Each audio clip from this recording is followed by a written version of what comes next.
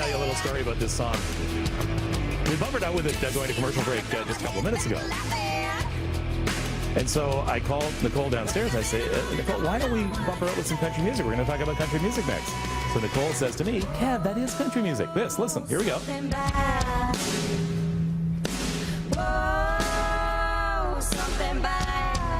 Does that sound like country music to you? It does. It does? Okay. For me, though, that's obviously a crossover then. That's Miranda Lambert, I think it's written down, and Carrie Underwood. This song, Something Bad, is actually #1 on the charts. Carrie Underwood has such a recognizable voice in her music, and you know the second she comes on. But this leads, of course, to my ignorance of country music. It's a good song. It is. All right, there you go. It could satisfy all fans. This morning, Florida Georgia Line will be on breakfast television. They're performing, among other things, Dirt later on. Looking forward to that. Great song. We want to talk about country music, which is so seldom really talked about in popular culture because people feel it may be beneath them. However, it is huge. It is huge. And you know what? Greg, our cameraman, was just saying earlier, shows like American Idol have so much success because of country music. Often you see these winners come on the show and they disappear, and it's like, where did they go? But some of the most recognizable names are the country artists, Carrie Underwood being one of them.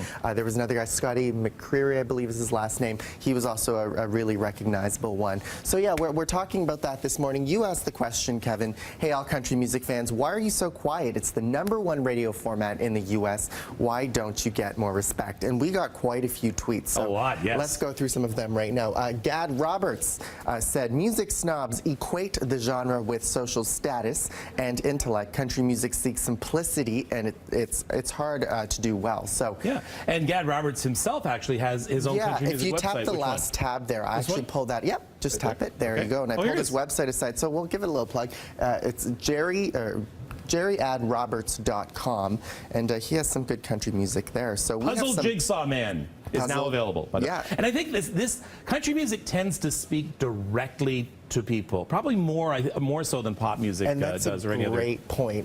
So let me pull up some more tweets here. Sue Emerson, you know what I love about country music? It tells a story. It talks about an easy living style. Anyone can relate to it.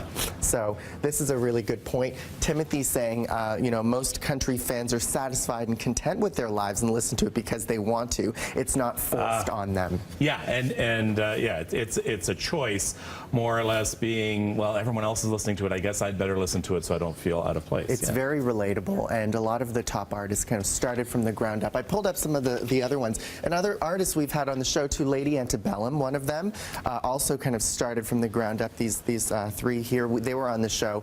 Kip Moore, they were on the show not too long ago. So we've seen quite a few artists kind of start from the ground up, and they have this real grassroots connection to people, and I think that's why they're so relatable. So sound off to us, country music fans. Let us know what you think at BT Toronto, and and the hashtag for later on today, if you're watching the performance in the interview, hashtag FGL on BT. We want to know what you think. Tweet with us, and we'll keep that conversation going online.